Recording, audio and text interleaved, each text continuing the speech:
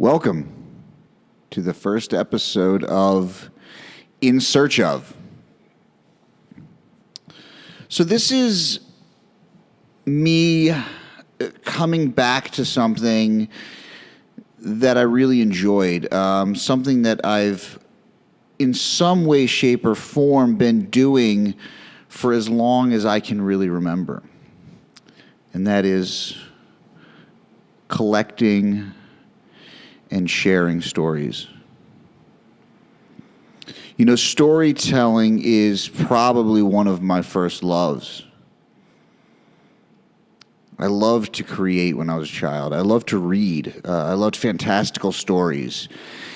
And taking them and changing them and telling them in a way that made people feel different was something I always loved.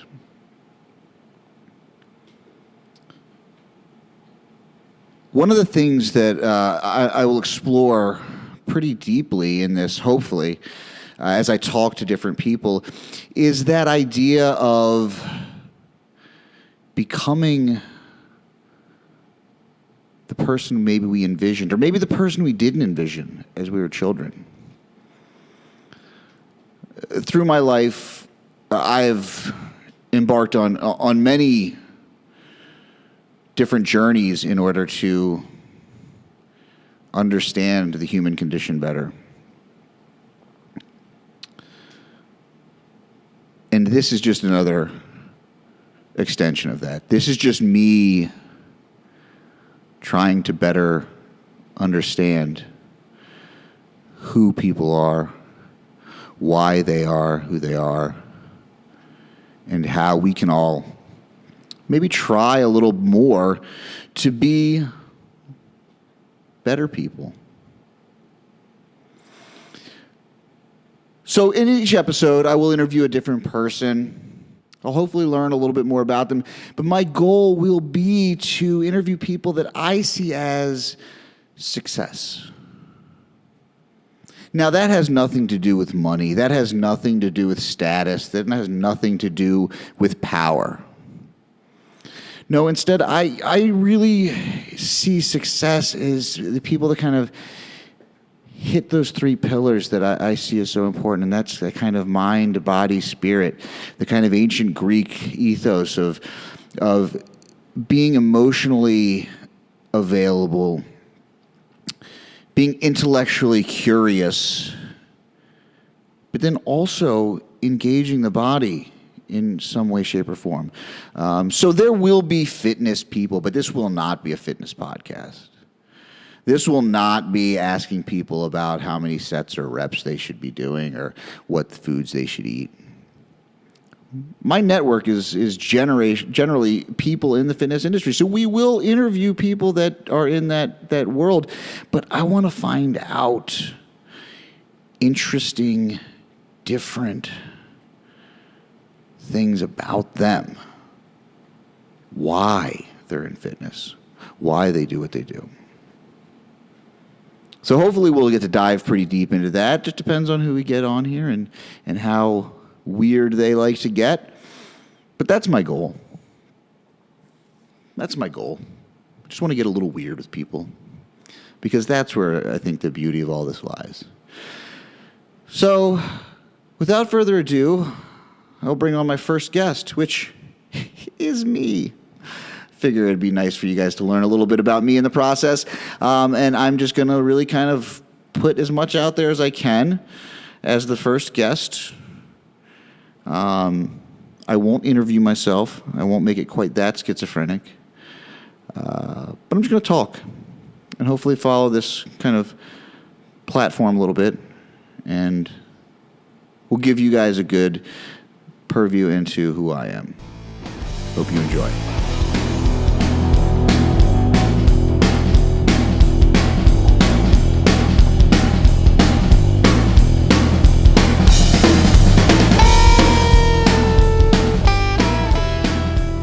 So, I guess it's probably best if I start at the beginning. Now, I think for anyone to really understand me, we have to understand that I've moved around a lot. So I was born in North Jersey, then we moved outside of Philly, and then Cincinnati, and then Chicago, and then outside Detroit, then outside Houston, and then to Maryland, where I went to high school. From there, I went to Nashville for college, came back, lived in Baltimore for a while, went to Mexico for a short bit, also a stint back in Houston, lived back, went to Princeton at one point, and I ended up here in Brooklyn, New York. So I've never really considered myself to have a home. I grew up, in places where went to high school with friends who had the same friends since they were in kindergarten. Those people, their kids play together now. They have a home. I never had that. So I don't really have that familiarity with that kind of idea of what home is. For me, the creature comfort to me, that feeling of home, was always the sound of a hotel air conditioner. Because for me, the place that I was most likely to have been for a consistent amount of time would be in a hotel. I remember one time we lived in a Residence Inn for months. And that was the great adventure. Because in that Residence Inn, they had those cereal dispensers. I remember being able to eat sugar, because we weren't allowed to eat sugar cereal. But in that instance, my parents felt so guilty for us living in a hotel that we were allowed to. The funny thing is all this sounds like we were deprived, but in reality, it was actually the trappings of my father doing a really, really great job in his career with General Motors. So he got promoted. We got moved a lot. So we never spent, I think the most we ever spent in one place was 4 years. So that informs a lot of who I am. Now, from a young age, I knew there was a couple things that I wanted to be. I knew from very little that I wanted to be an actor or a musician. Now, I still play music. Anyone who knows me knows that that's a big part of me. Songwriting has been my storytelling, behavior analysis for 20 plus years. But I think looking back now, I realize that my desire to be an actor was probably a bigger driving force in who I am today. You see, I always wanted to be someone other than me. I didn't want that mundane life that I had to live. Growing up, we grew up in an alcoholic household, very volatile place. Never really knew it was going to happen. So I think for me, there was this desire that at some point I would go somewhere, I could be famous, I could be accepted, and I could be in control of everything around me. And I had this feeling that if I was this characters in these movies or TV shows, that would give me control. I never did become a famous actor. In fact, I never really pursued it at all. I was good at it. I was very good. But the same thing that plagued me as a child ended up being something that I took hold of as well. And that was alcohol, drugs. I took to it. I was good. I was good at it. And all my life, I didn't realize I had been preparing to be that actor. I got to move all the time. I got to be somebody different every couple of years. I could be the tough kid that just moved from Detroit. I could be the cowboy from Texas. I came with a clean slate. There was no social media. Nobody knew who I was before I showed up in a new school. I could be whoever I wanted to be, and no one would be the wiser. So I was acting really from a young age. I was creating these characters every time I moved somewhere. But none of those characters was really me. Or was it? Were they all me? I don't know. But, I finally came to this realization really recently, a couple of months ago, that I had actually achieved my childhood goal. I got to be all these different people. And I did this for many, many years. In my adulthood, I've been a chameleon. I've hung out with very, very wealthy people in very posh situations. I've hung out with criminals, frightening people. I've been in jails. I've been in rehab facilities. I've been in the nut house. But I gotta tell you, I wouldn't trade any of it, because all of it has led me to where I am today. And I am a very, very, very happy 40-year-old man. I found home.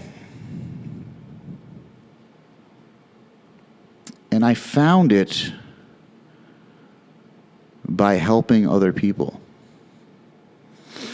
I found it in a city of 8 million people, surrounded by concrete and noise and tension. I found peace in that, which is a strange thing to think of. I found comfort in simplicity. I spent so many years chasing some kind of grandiose idea of what happiness was, when all along it was sitting right here at home. It was the simple times of going to lunch with my wife.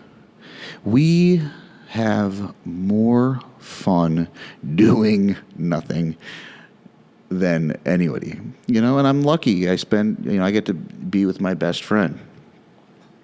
We both work very hard. We both find pleasure in the same things. And body is a big part of that. We both love to exercise. We are very conscious about what we eat. Studying, being better at what I do has become a passion of mine. And emotionally, it took a long time to get to this place of peace. Now, trust me, I am not the paragon of emotional stability, but I'm doing pretty good. And I wasn't always like this. It's, trust me, I read more books on Buddhism trying to figure out how to be less angry, and nothing ever worked. It took me till now to really understand what any of those books meant. But I just have a lot of stabilizing forces in my life, and the number one stabilizing force is that I get to help people every day. And that's a very, very lucky place to be. So, to understand me, you have to understand somebody who sees the really bright spots of life, but has seen a lot of the really dark, shitty ones too. And I think that's given me an appreciation for so much.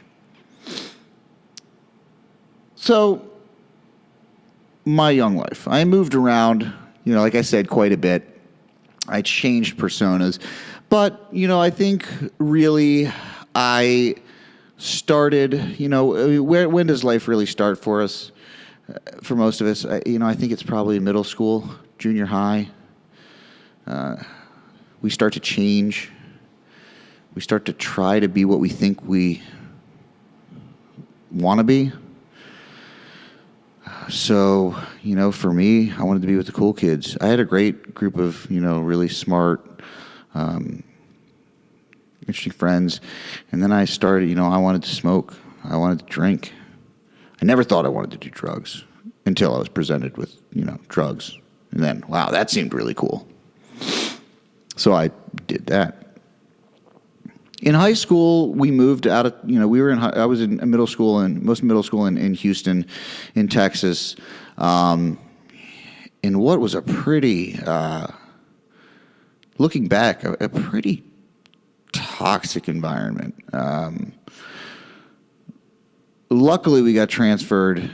My dad got transferred, and we moved to Maryland. We moved to a pretty small community, not without its problems.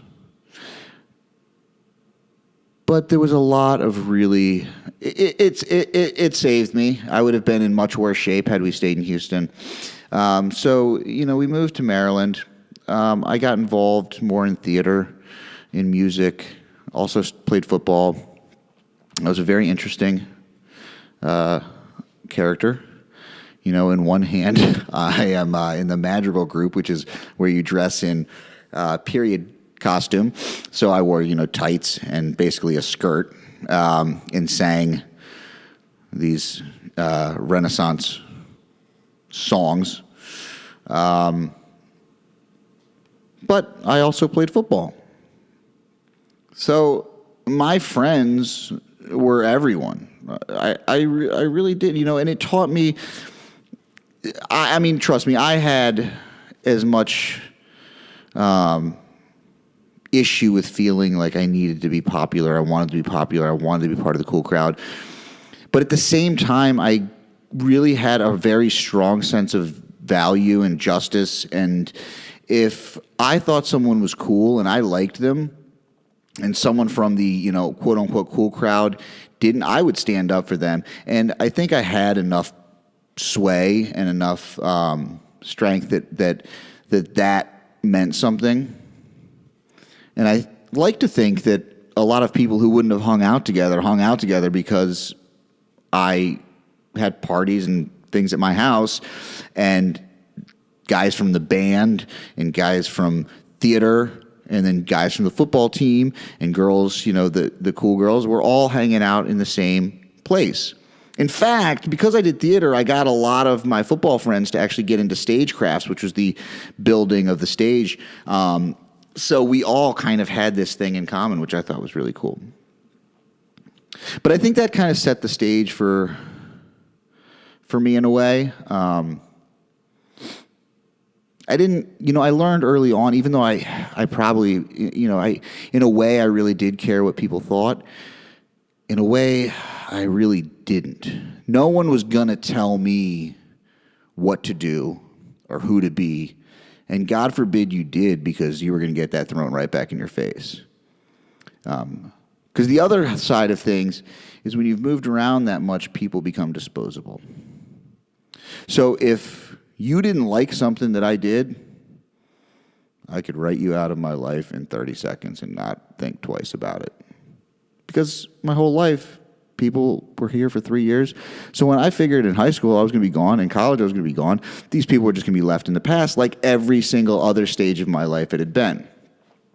And for good or bad, that is pretty much how things have played out. Luckily for Facebook, I've gotten to reconnect with a lot of friends. I have a couple friends from college, one friend in particular who's, this guy Drew, that probably when we're 100, we could not have seen each other in 50 years and we'd pick up right where we left off. I mean, just one of those lifelong friends that you're always going to have. But so after high school, I knew what I wanted to do. It was up to two things.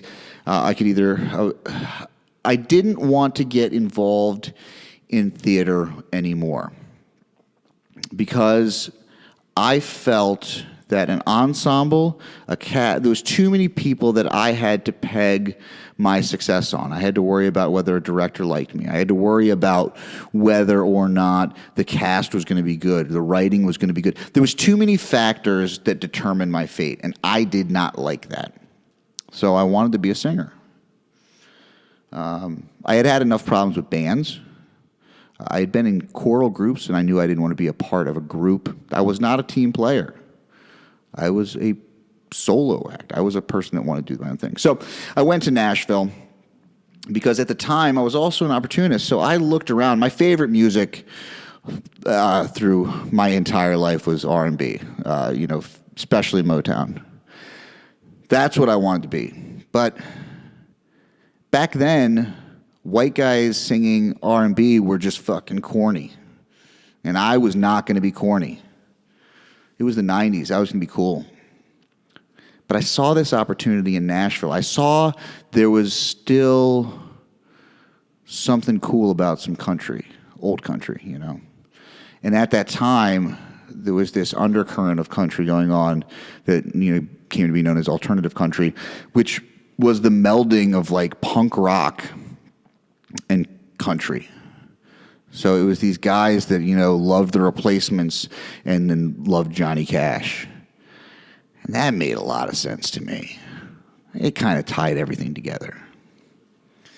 So I went to Nashville. I was still singing opera. I hated it. I just wanted to sing rock and roll. I wanted to sing, southern rock, country. I wanted to mix my two kind of loves together. And I tried. But again, I didn't want to work for that because there was this whole other thing that was going on, and that was the party. And I really liked the party. So most of my time in college, I don't know if I passed any classes. I don't know if I went to any classes, to be honest. I went to a couple music classes. I went to some history classes, which I loved. I went to some political science classes, which I loved. But most of them, I was just going to read the book, read the text, talk about it, but I wasn't going to do any homework. I'd write the papers. I actually really liked writing papers. But they didn't matter to me. The diploma didn't matter to me. The idea of a degree didn't matter to me. It wasn't important. I wanted to learn. I wanted to experience. I wanted to do things. So, needless to say, college didn't work out well for me. I wasn't doing anything with my music. I came back to Maryland. I was going to go bartend, learn how to bartend. I was going to get into bartending so I could make some money, and I was going to go out to L.A. or New York and really dive into acting because that was something that I could kind of just go audition. I didn't have to worry about a band or anything. And I wasn't very good at guitar, so I went back to Maryland, got a bartending gig at a country club, kind of learned the basics, and then I got hired on as a bartender at a nightclub at 21 years old. So if you have now, this is before bartenders were making fancy drinks. We were just slinging drinks. And if you want to take a 21-year-old with an ego problem and really pour gasoline on it, you put them behind the bar at this place. I mean, it was it was not an ideal situation. I mean, it was great, but it was not ideal. If there was a restaurant that had to wait, we didn't have to wait. If there was a bar that we went to, we didn't pay. I never waited in line anywhere. Everyone wanted to come to where we were, and everyone wanted to be in our shoes. And we were given free reign. I mean, you just drank silly. Afterwards, the party went on, and I don't need to tell you how that happens. We had cops that rolled around with us to make sure we didn't get in trouble. You got a cop sitting at one side of you and a drug dealer sitting on the other side of you, and that's who you're hanging out with. Sometimes it was the same guy. So I got pretty deep into, kind of this kind of seedy world filled with amazing, good people that probably a lot of shared the same problem I had. And Baltimore became a very very deep trap for me. I met some of the greatest people of my life there. I've met some of the greatest friends I've ever had there. Met my wife there. She was not part of that scene, but that's where we met. But it sucked me in, and I contributed to that completely. So by 25, I had been arrested a few times.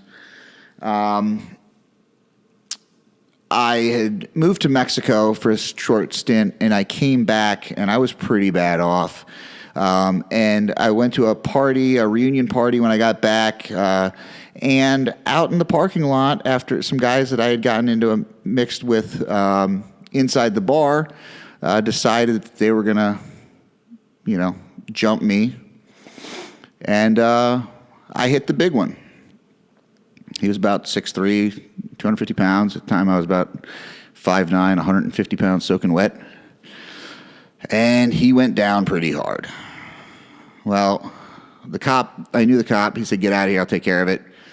And he called me a couple hours later and said, "Joe, this guy's in bad shape. I can't take care of this." I said, "It's fine. Do your job. Do what you got to do." Well, the next morning, they came to pick me up. It was a bar fight, whatever. Didn't think much of it. I'd been locked up before. So I go down to Central Booking, which is Baltimore's intake facility. And I went in. I got released on my own recognizance. I had a broken hand. I had a big hole in my hand from his tooth. And again, didn't really think much of it. I would go for processing, and then I would go for the initial court date. So this kind of gets dragged on for a little while. But I finally go in and I talk to the state's attorney. Well, this guy's injuries are pretty extensive. And he saw me get into my friend's BMW. I don't know that maybe he thought I had some money. I didn't. I just gotten back from Mexico. I was flat broke. But I think he wanted some of it. So the guy that started the fight pressed charges. I didn't press charges back because my kind of code had always been like, you get in a bar fight, you get in a bar fight. Well, they wanted to go after me pretty hard. So the state's attorney came back, and they were looking to put me in prison for 35 years on felony assault, and because it was to the point where he almost died. So he spent quite a bit of time in the hospital. Again, it's a shame that someone got hurt.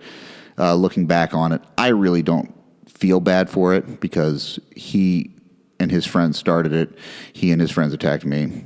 I'm not making excuses, but it is what it is.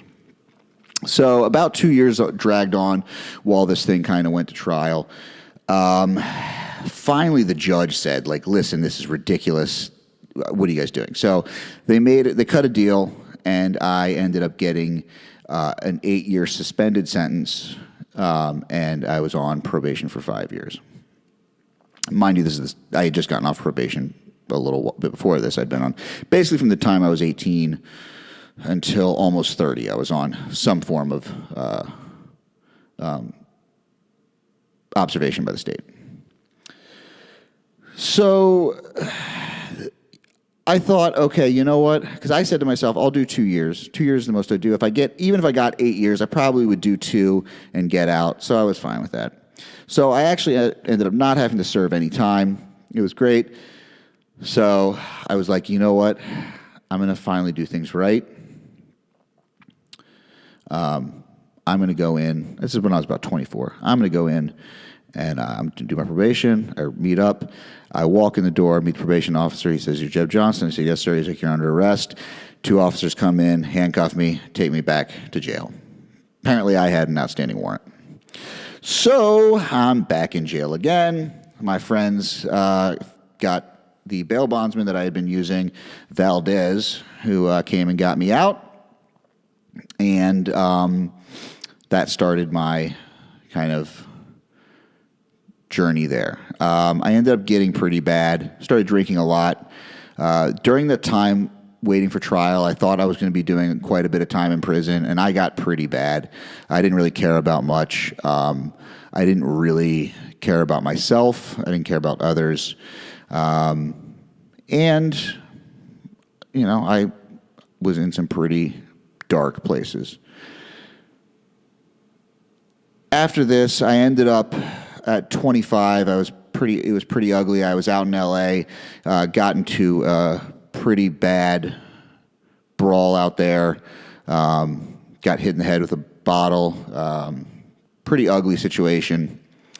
Came back and decided that I needed to do something about it. My mom came, picked me up, took me to a detox facility, spent 3 days in there, detoxed, and ended up spending the next 3 years dead sober. Met my wife. My life really started to change for the better. I decided that I was going to pursue a career in hair, because I had a lot of friends that did hair. And I became a hairdresser. We went on our honeymoon, my wife and I. We went to Tuscany. And I decided, you know what? I feel like I'm okay. I'm going to drink wine. So I ended up drinking again. It wasn't bad for a while.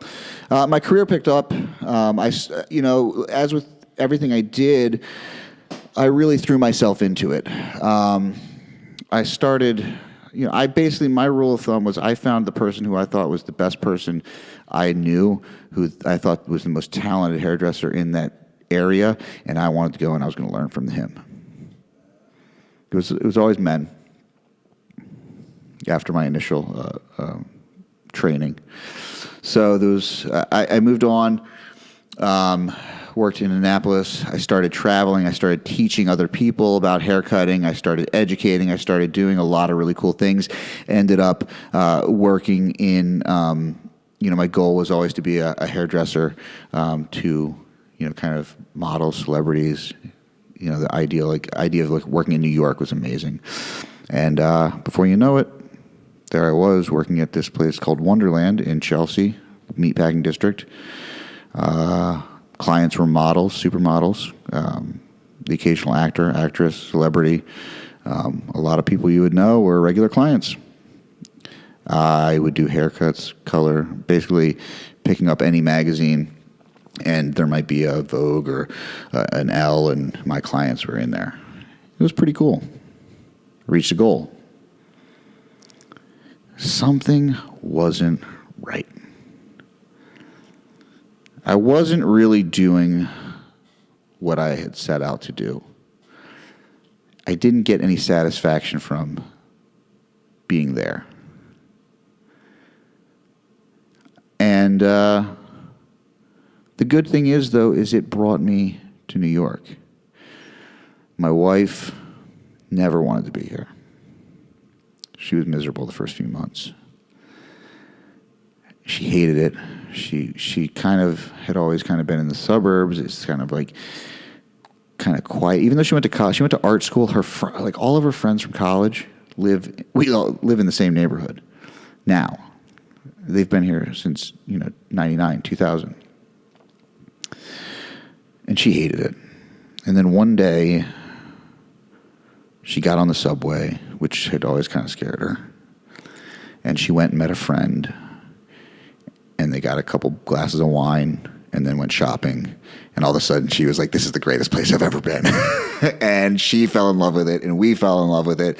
And it hasn't been easy. I was still, was battling alcoholism very bad. I went through some tough periods. Went through a full outpatient rehab here. I mean, I've been to rehab so many times.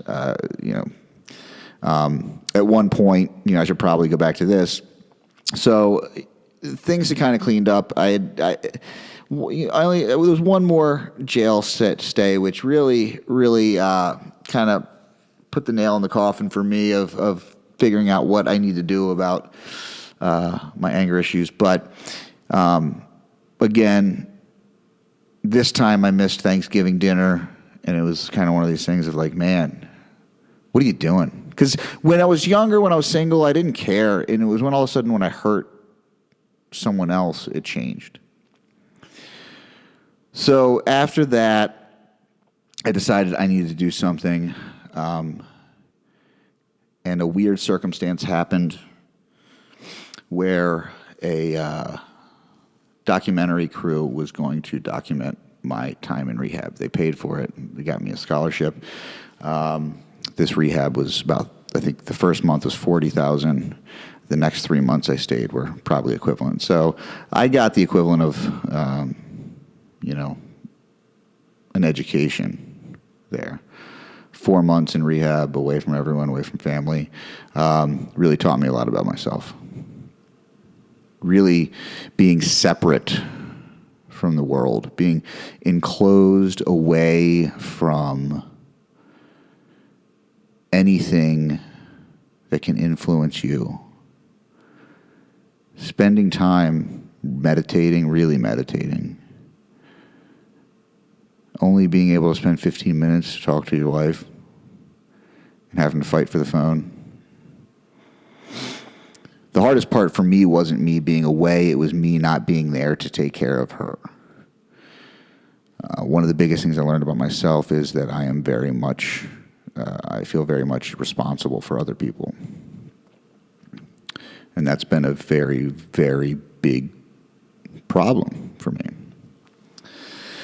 So after this rehab, though, obviously, we were in New York, and again, I still kept falling back into my old habits, but somewhere along the line, I decided that I wanted to learn about fitness. I wanted to work out. I wanted to be bigger. So I started working out. I got really into it. I went to this website. I followed this guy, Jason Ferrugia, got all his ebooks, started working out. I started packing on muscle. I started liking the way I looked. And then I met up with this guy, Sean, who will be a guest in the near future, Sean Heisen. And he was the editor at Men's Fitness, an editor at Muscle and Fitness. This guy knew everything about training, everything. And so we started working out together.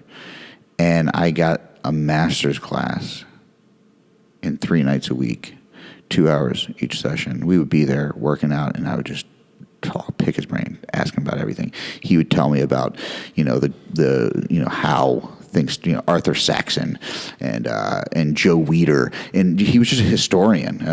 He just knows so much about so much when it comes to training. I mean, the guy he knew everyone too. So it put me in contact with the best minds in the industry. And so, the guys that I still look up to, like Murph from TPS, or Smitty from Diesel Crew, Jay Ferrugia, Joe DeFranco. I mean, Ben Bruno. This guy now, Ben, at the time was a younger guy. Now he's, a big celebrity trainer. But when I wasn't really sure, I was just kind of starting out, he's the one that said, do it. Do it. Get a training certification. If you need help getting a job, let me know. I'll make some phone calls. So these are the people that I had in my corner. And so I started training. I started getting into it. And Sean looks at me and he says, why don't you do this for a living? You don't seem like the hair thing is really something you love. And it's true. What I had loved about it was dead. I just started to hate it. And so he said, why don't you do this? And I said, I don't know. He said, you know more about this than a lot of people out there. I think it'd be really, it would work for you. So I did.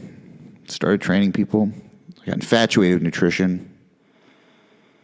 And it's been a long and circuitous route to get to where I am, to get to this place. But it's all been my interest in people. It's all been my interest in behavior. I fought it my whole life. My mother's a psychologist. My job was getting around people. Psychiatrists hate me. They can't get anything out of me because I was trained from a young age that this is what people are trying to do. They're trying to get into my head. And I didn't want to be involved in that, and yet it's the thing that fascinates me above everything else. I didn't realize it until a couple years ago. But I love understanding why people tick, why they do what they do. And I love talking to people and seeing what it is that drives them. I love seeing people who can be passionate about something. I love seeing people that are successful at something. Now, I'm not into this whole follow your bliss thing. You know, I think you got to work. I think the bliss part comes when you work so hard at something you can't imagine it not working out. And so I guess the point of this whole episode is to just give you a brief overview of me. I've lived what a lot of people would say is a kind of fantastical life. It's been very strange. It seemed normal to me, but as I look back on it, I'm only 40 years old, but I look back over the past 40 years, particularly the past 30, and it's filled with insane stories. I got to be all the characters from those movies and those shows and those songs that I wanted to be. And I somehow lived to tell the tale. I mean, who else goes for a weekend trip to Puerto Rico and ends up being there for the second worst storm in history and, gets trapped? But I was fine with it. It didn't seem weird to me. My wife, actually, at this point, I think, is actually even to the fact that things like that happen, and it doesn't seem weird to her anymore. It's just our life. It's not bad. It's not good. It just is. But I will never look back on any of this and say that I didn't experience everything I had the chance to. And so that's what this whole podcast is I don't want to pass up the chance to experience other people who are so amazing that I have in this group of this network of friends that I've made from the internet, because there is so much out there that I want to learn. And most of all, it's really these people's stories. It's your stories. And that's why I love what I do so much. Every day I talk to people about their story. They tell me about their story. They tell me about their struggles. And we get to write the next chapter together. Because my story is great. It could have been it still could end up a tragedy. I don't know. But I'm pretty dedicated to making sure that this part of my life makes anything that happened before, it makes it a story of redemption, of hopefully triumph, of proof that your past doesn't have to define your future. And I'm hoping that I can help other people to realize that same thing. And in my work, that's what I think I get to do. In something that seems so silly. I tell people what to eat. But in that, I've been able to watch people's lives transform, just as mine did. Lifting weights, the people I've met through lifting weights. Jiu-jitsu, the people I've met through jiu-jitsu, these are things that have fundamentally changed who I am as a person. Paying attention to what I eat has fundamentally changed who I am as a person. Because now I can't imagine ever going back to that place and giving up all of the things that I have. And these aren't possessions. These things I have are relationships. These things I have are gifts that I've been given that I get to do every day. And it's not the working out or the jiu-jitsu, because if that all went away, I'd be very sad. But I would find a way to still connect. And I think, again, that's what this is about. It's about connection. It's about finding out more about people. It's about finding out people's stories. All these people that we see, in our network of friends that we're like, wow, this guy does really cool stuff, or he does this, does that. Why? Why? Why does this woman, do all these, great things? As a PhD, has been driven by education, or what is it? Why? And that's what I hope to just kind of suss out in this. And I hope you enjoy it. So that's a little backstory on me. Look, I'm a weird guy. I've done a lot of weird things. And the gruff exterior is just a way to put a little character on it. But I'm hoping through this you'll find a little bit more out about me, and you'll find a lot more out about some really cool people that I hope to talk to. So that's it for me. And now you kind of hopefully understand a little bit of why this is called In Search Of, because it's just me in search of whatever it is that I've been looking for forever. I'm not sure that I'll ever find it, but I don't know that that's really the purpose of any of this. I think the search is really what matters most, at least for me. So there it is, episode 1 in the can. Hopefully you'll go like it on iTunes, give it a little whatever you do, I don't know. But if you have any people that you think would be really cool for this, someone that you think is a kind of pillar of community or success, or has done something really amazing, or has lived a really value-filled life, or has come back from something that seems insurmountable, send them my way. I'd love to talk to them. And with that, I'm going to finish up with a little exercise that I'm going to do with all of my interviews. Stole this from James Lipton, the Actors Studio. He stole it from quite a few people. It's been used in the past. But that is 10 questions. What is your favorite word? My favorite word's facetious. And not because of what it means, just because of the spelling. It's so weird. I love it. My least favorite word, can't. What turns you on creatively, spiritually, or emotionally? Passion. What turns you off? I think closed-mindedness would probably be that. My favorite curse word, fuck. What noise or sound do you love? The sound of air conditioning, especially in a hotel. What noise or sound do you hate? The sound of people brushing their teeth. It gives me the chills. What profession other than your own would you like to attempt? I think we've established that, acting. What profession would you not like? I think anything, I really can't think of anything other than what I've already done that I would not like. Because I think there's value to be found in every endeavor.